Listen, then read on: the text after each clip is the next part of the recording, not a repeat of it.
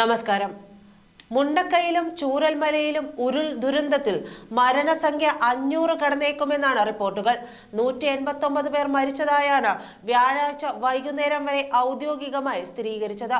425 പേരെ കണ്ടെത്താനുണ്ട്. എന്നാൽ 300 മരണങ്ങൾ ഉണ്ടായെന്ന് അനൌദ്യോഗിക കണക്കുമുണ്ട്. ഏതായാലും കാണാതായവരും കണക്ക് കൂടി കൂട്ടുമ്പോൾ വലിയ ആൾനാശം ഉണ്ടായിട്ടുണ്ടെന്ന വിലയിരുത്തൽ സജീവമാണ്. ഇനി ആരും ദുരന്ത സ്ഥലത്ത് ജീവനോടെ ഇല്ലെന്ന് സൈന്യവും സ്ഥിരീകരിച്ചിട്ടുണ്ട്. അതുകൊണ്ടുകൂടിയാണ് ഇപ്പോൾ മൃതദേഹങ്ങൾക്ക് വേണ്ടിയുള്ള തിരച്ചിലായി രക്ഷാപ്രവർത്തനം മാറുന്നത്. രാജ്യത്തെ തന്നെ ഏറ്റവും വലിയ പ്രകൃതി ദുരന്തങ്ങളിലൊന്നായി മാറിയ മുണ്ടക്കൈ ചൂരൽമല ഉരുൾപൊട്ടലിൽ മരണസംഖ്യ 400 കടക്കുമെന്ന ആശങ്ക സർക്കാരിനുണ്ട്. മുണ്ടക്കൈ, അട്ടമല ഉൾപ്പെടെ ദുരന്ത മേഖലയിൽ തിരച്ചിൽ തുടരുന്നുണ്ടെങ്കിലും ഇനി ആരും ജീവനോടെ കുടുങ്ങിക്കിടക്കാൻ സാധ്യതയില്ലെന്നതാണ് സൈന്യത്തിന്റെ വിലയിരുത്തൽ. മൃതദേഹങ്ങളാവും ഇനി കണ്ടെടുക്കാനുള്ളതെന്ന് Kerala Karnataka sub area general officer commanding അതായത് GOC major general Vinod Mathew മുഖ്യമന്ത്രി പിണറായി വിജയന്റെ നേതൃത്വത്തിൽ ചേർന്ന യോഗത്തിൽ വ്യക്തമാക്കി. മലപ്പുറത്ത് നിന്ന് കിട്ടിയ മൃതദേഹങ്ങളും മൃതദേഹാവശിഷ്ടങ്ങളും വയനാട്ടിലേക്ക് കൊണ്ടുവന്നു. ശരീരഭാഗങ്ങൾ ഉൾപ്പെടെ 279 മൃതദേഹങ്ങൾ പോസ്റ്റ്മോർട്ടം ചെയ്തു. അവകാശികളില്ലാത്ത മൃതദേഹങ്ങൾ സംസ്കരിക്കാനായി പ്രോട്ടോകോളും തയ്യാറായിട്ടുണ്ട്.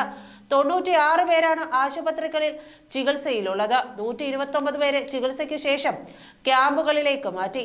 ചാലിയാർ പുഴയുടെ 40 കിലോമീറ്ററിലെ 8 പോലീസ് സ്റ്റേഷൻ അതിർത്തികളിൽ ഇന്ന് പരിശോധന നടത്തുമെന്നാണ് മന്ത്രിതല ഉപസമിതി അറിയിച്ചിട്ടുള്ളത്. രക്ഷാപ്രവർത്തനങ്ങൾക്ക് നേതൃത്വം നൽകുന്ന മന്ത്രിമാരായ K Rajan, Muhammad Riyas, AK Saseendran, OK Kelu എന്നിവരാണ് ഇക്കാര്യം വ്യക്തമാക്കിയത്. പോലീസും സന്നദ്ധ പ്രവർത്തകരും ചേർന്നാകും ചാലിയാറിന്റെ തീരങ്ങളിൽ തെരച്ചിൽ നടത്തുക. കോസ്റ്റ് ഗാർഡ്, ഫോറസ്റ്റ്, നേവി ടീമും ഇവിടെ തിരച്ചിൽ നടത്തും. മുണ്ടക്കൈ ചൂരൽ മേഖലയിൽ ഇന്നു മുതൽ 6 സോണുകളായി തിരിച്ച് 40 ടീമുകളാവും തിരച്ചിലിന് രംഗത്തുണ്ടാവുക. അട്ടമലയും ആറന്മലയും ചേർന്നതാണ് ആദ്യത്തെ സോൺ.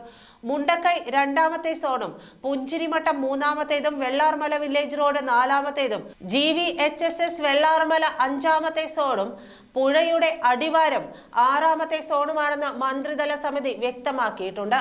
സൈന്യം, NDRF, DSG, coast guard, navy, MEG ഉൾപ്പെടെയുള്ള സംയുക്ത സംഘമാണ് തെരച്ചിൽ നടത്തുക. ഓരോ ടീമിലും 3 നാട്ടുകാരും 1 വനം വകുപ്പ് ജീവനക്കാരനും ഉണ്ടാകും. 40 കിലോമീറ്റർ ചാലിയാറിന്റെ പരിധിയിൽ വരുന്ന 8 പോലീസ് സ്റ്റേഷന്റെ പുഴ ഭാഗങ്ങളിൽ പോലീസും നീന്തൽ വിദഗ്ധരായ നാട്ടുകാരും ചേർന്നാകും തിരച്ചിൽ നടത്തുക. പോലീസ് ഹെലികോപ്റ്റർ ഉപയോഗിച്ച് സമാന്തരമായും തെരച്ചിൽ നടത്തും. ഇതോടൊപ്പം കോസ്റ്റ് ഗാർഡും നേവിയും വനം വകുപ്പും ചേർന്ന് പുഴയുടെ അരികുകളും മൃതദേഹങ്ങൾ തങ്ങാൻ സാധ്യതയുള്ള ഇടങ്ങൾ കേന്ദ്രീകരിച്ചും തെരച്ചിൽ നടത്തും. അതേസമയം റെഡ് അലർട്ടിനായി ഇനി കാത്തിരിക്കരുതെന്ന അറിയിപ്പുണ്ട്. ഓറഞ്ച് അലർട്ട് ലഭിക്കുമ്പോൾ തന്നെ മുന്നൊരുക്കം നടത്തണം.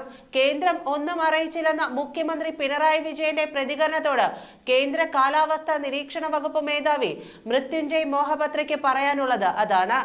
വയനാട്ടിൽ ഉരുൾപൊട്ടൽ ദുരന്തത്തിൽ മുന്നറിയിപ്പ് സംബന്ധിച്ച വിവാദത്തിലാണ് പ്രതികരണം. ആരും റെഡ് അലർട്ടിനായി കാത്തിരിക്കേണ്ടതില്ലെന്നും ഓറഞ്ച് അലർട്ടിൽ തന്നെ നടപടിയെടുക്കണമെന്നുമാണ് കേന്ദ്ര ഏജൻസിയുടെ നിർദ്ദേശം.